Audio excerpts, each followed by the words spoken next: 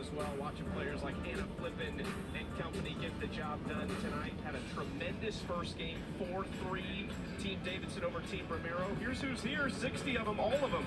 This entire Athletes Unlimited roster. Sis Bates and Ali Andrews came last year and were an absolute hit, so the entire roster coming this year has been even more special. 14 of them are former Little Leaguers. We have an all-female umpiring crew, an all-female grounds crew. A really special evening. She's Amanda Scarborough. I'm Chucky Kemp. We talked to Kat Osterman, heard from the Little League staff. Everyone is living up this moment this weekend. This is a place to be if you are a softball fan, player, or maybe you're just watching on TV and you can join us through your screen. But this is just such an amazing experience for these Little League softball players, and I know that they're going to remember watching at these Athletes Unlimited players play on this field, interact with them yesterday whenever the Athletes Unlimited players were at the Little League players games. Truly a dream come true for the 12 teams that are competing in the Little League Softball World Series. Yeah, how special was that? The Athletes Unlimited players rooting on these Little League teams. A lot of them from countries represented in this Little League Softball World Series. Now, Team Faraimo sends this lineup to the plate, led off by Victoria Hayward, who got to talk to Team Canada yesterday. They were, of course, in awe of her, the bronze medalist with the Canadian Olympic team at the 2020 Tokyo Olympics. Kelsey Stewart-Hunter. How about Haley McClenny in the 3 spot this week? Not used to seeing her out of that leadoff spot. But a lot of players going to have their eyes on McClenny and a number of others in this one. Fans starting to fill the stands back up. I'm sure there are autographs being signed somewhere, and we had some superstars in game 1. Rachel Garcia, saw her with a home run. The Romero sisters, Jesse Warren.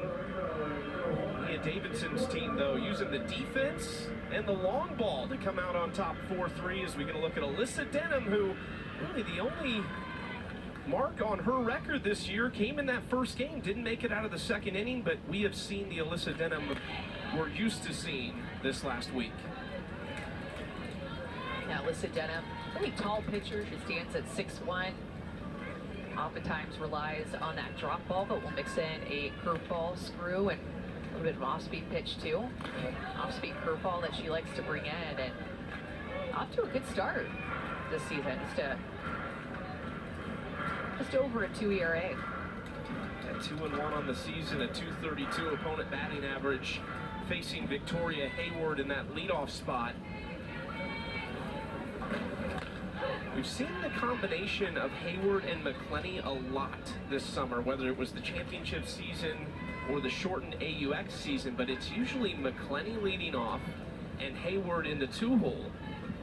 This time Hayward leads off, McClenny in the 3-hole. Not that you can't put Haley McClenny anywhere in the lineup. Yeah, but it is unique. You're used to seeing her hitting that leadoff spot when she was at Alabama for USA Olympic team. 3-1 pitch. Hayward laying down a bunt, using the dirt this time, and she is safe at first. Danielle Gibson out in right field, backing that up to keep Hayward at first base. Yeah, that's one thing about playing on dirt versus turf, like what they play on in Rosemont on their home field, is that the ball dies a little bit more. Perfect bunt by Victoria Hayward. Hannah Flippin does everything that she can to get rid of this ball, but that's just all Victoria Hayward. A beautiful bunt.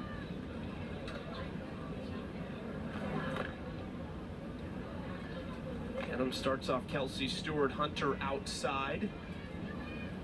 Stewart-Hunter, the 4th pick by Team Faraimo this week. McClenny was first, then Georgina Korick, and then Deja Mulipola. Almost had a little swinging bunt out in front of home plate, but it spins foul. Alyssa Denham, a lot of innings in that arm. Probably 135 already, maybe? Been playing in Japan since February, leads the league in innings pitched. Look at that bunt from Stewart-Hunter. Gwen Svekis makes the play behind the plate. Sack bunt for Kelsey Stewart-Hunter. That's good for 8 points for her on the leaderboard. I mean, the triple threats that you have at the top of this lineup for Team Faraimo are special. Hayward, Kelsey Stewart-Hunter, and then Haley McClenny. It's not easy on the corners and on this infield to figure out how to play them and what they're going to do. It's actually 10 points for Stewart-Hunter as McClenny gets her first look at Denham here. Where do you start with Haley McClenny and what she did at Alabama? I think that probably the best place is the 447 career average, which is a career best at Alabama. Yeah, and that's not, you know, hitting 447 one season, got lucky, maybe not even just, okay, 2 seasons you averaged out to 447. That is all 4 years she averaged out to a 447 batting average. Did it in college, has done it at the pro level, has done it on the international stage at the Olympics. You did a great job, I'll give you credit. The one of 7 4-time All-Americans in Alabama softball history. Montana Fouts joined her this year. Off speed from Denham, catches the corner. How much more have we seen off-speed pitches used in the championship season and maybe even the end of AUX versus early in that shortened season? Yeah, I think it's a big part of why the pitchers have started to excel this season. McClenny swings through it. The pitch before that set up the strikeout pitch. The 2-1 pitch that Haley McClenny didn't agree with, that she thought was more off the plate, was why she swung at this pitch right here to protect the 2 strikes, not wanting the umpire to ring her up. And that pitch just actually fell off the table. One before that was more of a curve, that one more of a drop to get the swing and miss of Haley McClenny. McClenny hitting right at about 150 for the season. Her on-base percentage over 300 thanks to 5 walks in the first 2 weeks. Here's Deja Mulipola, her average also down a little bit at 211. She has not homered yet. Last year's champion hit 432 with 9 home runs and 19 RBIs.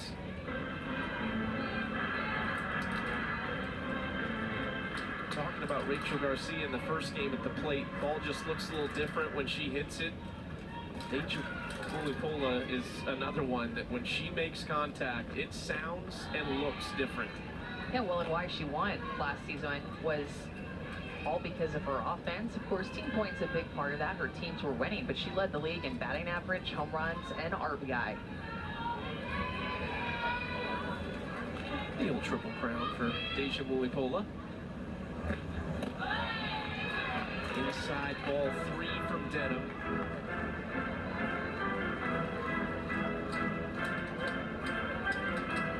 Alyssa Denham, a captain in week 1 after her 2nd place finish. So this is first versus second from last season going at it. Good location for strike 2. Yeah, if you can get the strike called right there to a hitter like Deja Mulipola or Haley McClenny, who hit before her, getting that pitch off the plate on the outside corner, do not come on the plate. 3-2 hit hard, opposite field, and gone! Deja Mulipola for the first time this summer.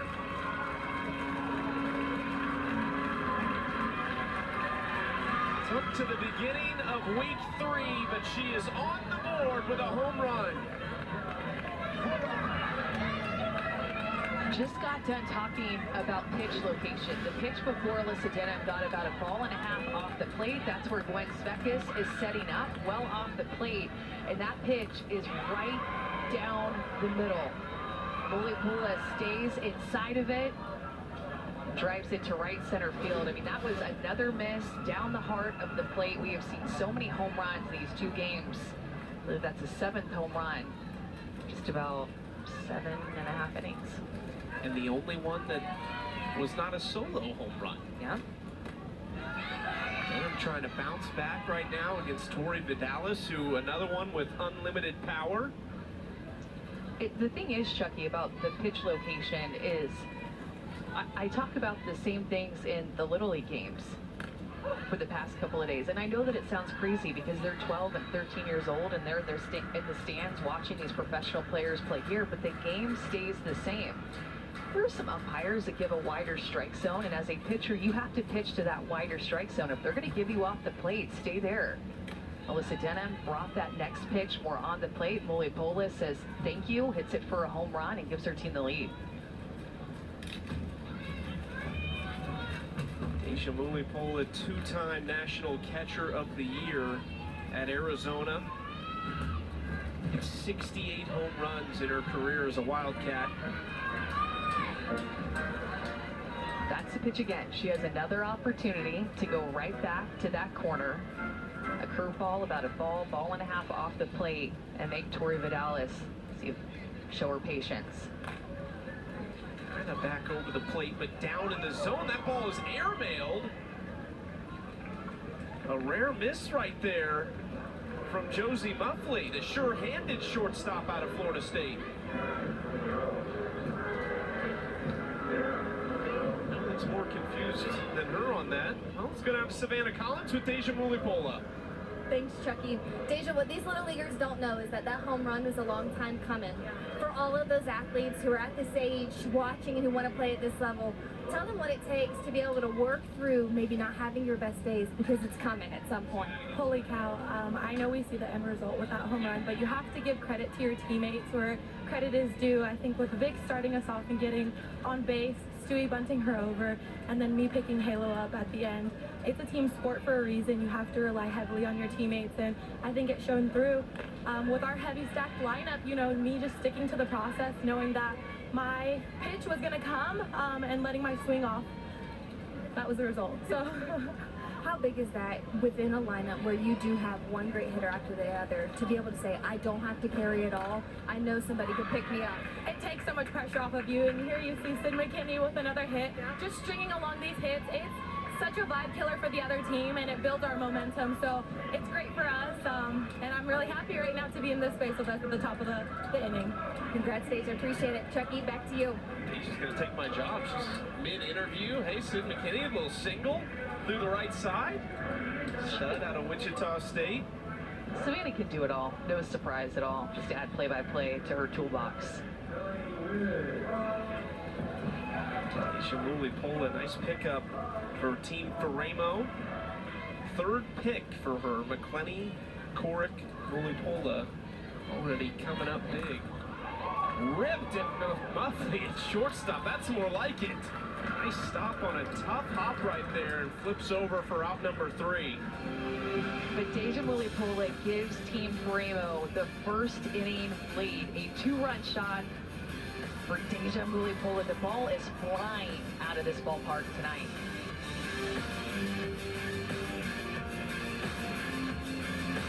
Pola picked up 3 hits in that top of the first off Alyssa Denham. So Team Alexander trying to respond. This is the lineup that Odyssey Alexander sends to the plate. Keep an eye on Bubba Nichols. She has been outstanding, especially in Series 2. Had the walk-off hit, 6 RBIs this season, 3 extra base hits, hitting about 350 in the 3-hole. Danielle Gibson, a doubles machine all summer long, and a lot of speed at the top of the order with Aaliyah Andrews. Megan Faraimo coming off of that no-hitter that she had on Sunday. This is the second no-hitter thrown in Athletes Unlimited history. Worked both sides of the plate. She had 6 strikeouts, went to that change-up a little bit, but literally she was unhittable. Did not give up a hit. The second no-hitter in Athletes Unlimited history. The only other person to throw one, Kat Osterman. That is pretty good company. This is her living on the edges. Look at her 6 strikeout pitches. That are not through the zone, living on the outside part of the plate for those strikeouts, mixing things up. 4 different types of strikeout pitches that day in her no-hitter. Eric Collins asked Kenzie Fowler this past week how many no-hitters had she thrown in her career. She did not know the number. Do you know how many? Me and Kenzie Fowler are very similar, I feel like, and I don't know my number. Maybe 3 in college. My first game of my collegiate career was a no-hitter. Okay. Fun fact. Very nice. Former Big 12 Freshman of the Year and Player of the Year. And there There's out number 1 for Faraimo to get Andrews to ground out. Who was it against? North Texas. Okay. So you already told me I need to get Kat's side of the story, but you already told me you took care of Texas, no problem. I'm kidding just a little bit. She said they had some good battles. We had great games. Beat her a couple of times. They beat us a couple of times. Always good games. Trying to set you up so you can just say you were running the state of Texas. I don't think you can run the state of Texas when you're playing against Kat Osterman. That's tough to do. Okay, all right. Fair enough. Into left field, caught by Hayward, dipping off the bat of Harshman, who has been fantastic this season, hitting .444. She thought she might have had a base hit. 2 away.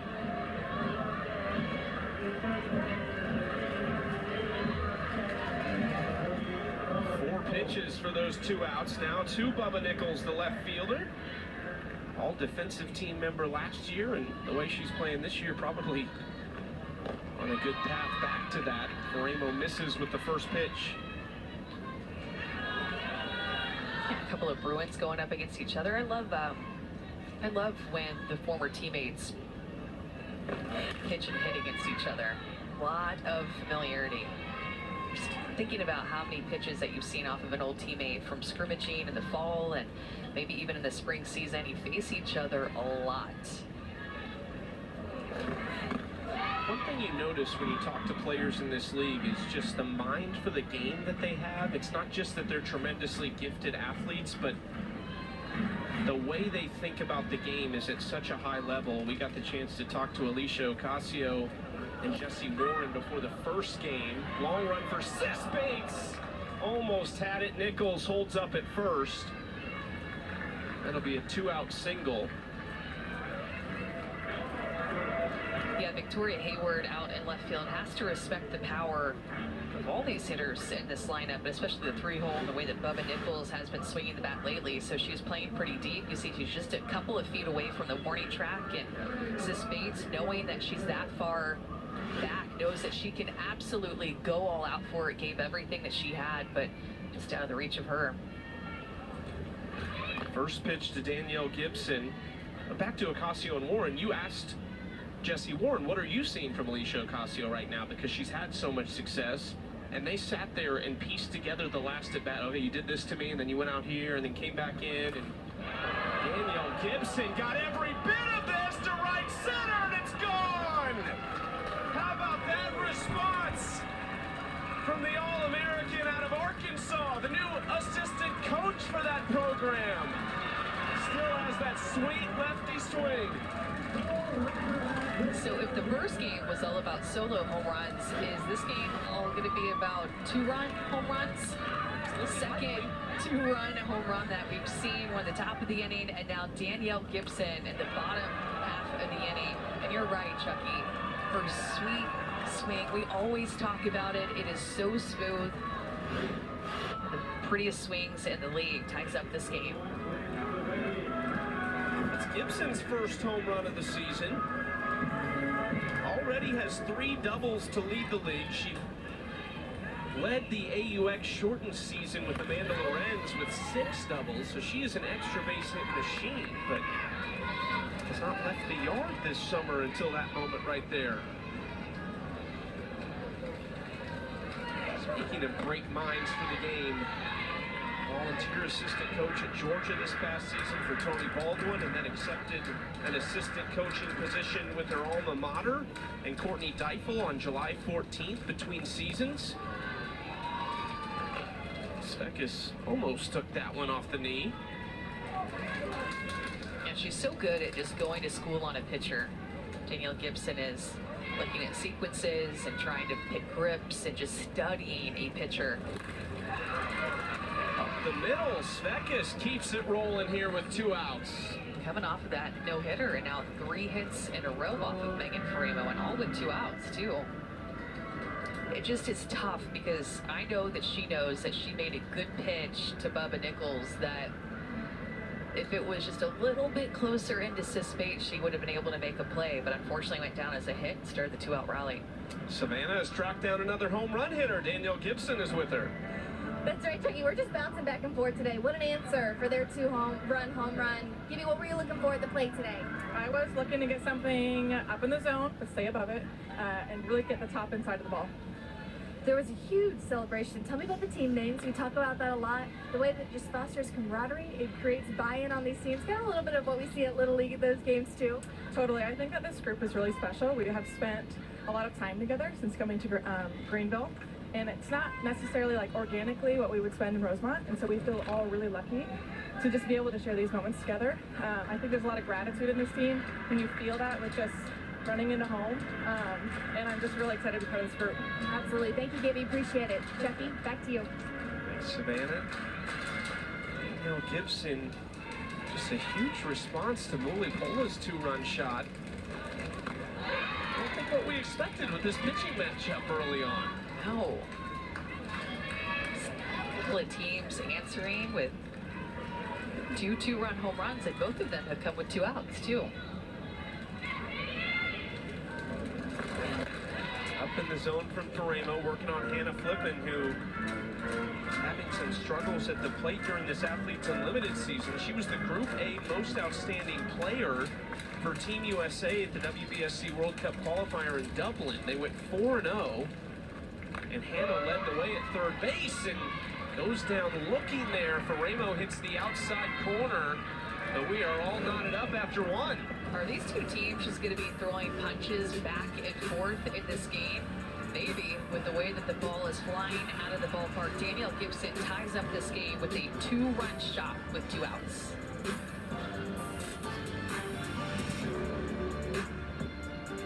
Little League side of the All-Star got hit in the face with a line drive, and they needed a female to come fill her spot, and I was the only female in uniform. I was in my baseball uniform, but they ended up putting me out at shortstop, and the first ball that got hit to me threw underhand to first base because I thought that was how you had to throw to first base. I literally to this day still get made fun of by the girls that I played with. It's just something that I'll always remember, just being so silly throwing underhand to first base. We've got our star in the stands, Jesse Warren. We'll get to who you're with first, but I have to ask you, was it an out when you threw it underhand to first base as a Little Leaguer?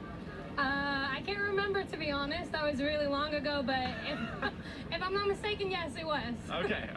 We're going to count on it. You're a stud defensively, so we're going to count on it being an out. Who are you with, though, in the stands right now? I'm with the Southeast team here playing at the Little League World Series. Good luck, clap, guys. Woo! I'm specifically sitting next to Kaylee. This is Odyssey Alexander's cousin. I'm pretty sure she's pretty excited to be watching her cousin play out here. How is it to be out here to watch Odyssey play? Good. I like seeing her play in person because it's crazy to think Oh, we know that they are very close. I love watching Odyssey's reaction when they made it to the Little League Softball World Series. How special has this been for you, though, Jesse? It seems like all the players have really enjoyed their time, but how special has it been for you? Yeah, it's been super special. As a Little Leaguer myself, I really wish I had this opportunity when I played Little League to just be able to come out here and watch, professionals play. Obviously, I wanted to be a professional when I was a Little Leaguer, and to be a professional now and be able to play in front of them is so special, and I'm just having a ball. I love that I'm able to come out here and play in front of them, and also I got to go watch them play and compete, and that was super fun. So it's been, a dream come true, to be honest, to be out here, to be able to let them watch us play. Yeah, that's what I was going to ask you about, Jesse, because I was there yesterday, too, and all the teams kind of rolled through the games and watched the Little League teams play in the 4 games yesterday. What are your things that you remember of walking into that stadium and watching those teams play? Yeah, it was electric. The crowd was awesome. There's so many people there to watch these girls play, and I thought it was super cool because I got to connect with the Italy team at lunch yesterday and got to talk to them a little bit, and to be able to watch them win that game. I gave them a little bit of advice before the game, and it was so cool to just be able to see them go take that win and move on to today. Unfortunately, they didn't pull out the win today, but they said they were having a great time here and they were enjoying their experience, so it was really cool to watch them play. Okay, so the next question is going to be, what was the advice that you gave them to help them win? Just have fun, play loose. These are the days that you're going to remember the most, and you're going to wish you could have them back, and then just see ball, hit ball. And I had to take my own advice too, because I've been struggling a little bit at the plate. But see ball, hit ball, don't look at where it's going, make contact with the bat, and then, you know, coach will tell you where to go, or you can look at the ball from there. But it was super cool. Well, saw the ball pretty well in that first game. I know you guys came out on the wrong side of it, but the competitive level of this championship season so far has been unbelievable. Can you just tell us a little bit about the intensity that we're seeing on the field from Athletes Unlimited? Yeah, all these girls are so good.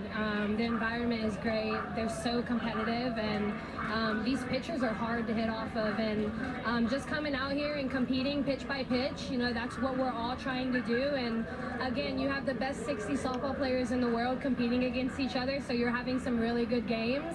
And it's just super fun to be a part of Athletes Unlimited and be out here to be able to play. Yeah, Jesse, we are enjoying it. We are going to check back in with you as this game goes along, but enjoy your time in the stands. Awesome. Thank you. I will.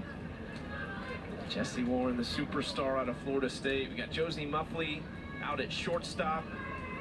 Catherine Sandercock, also a member of this Team Alexander team, so a familiar sight at some point this weekend.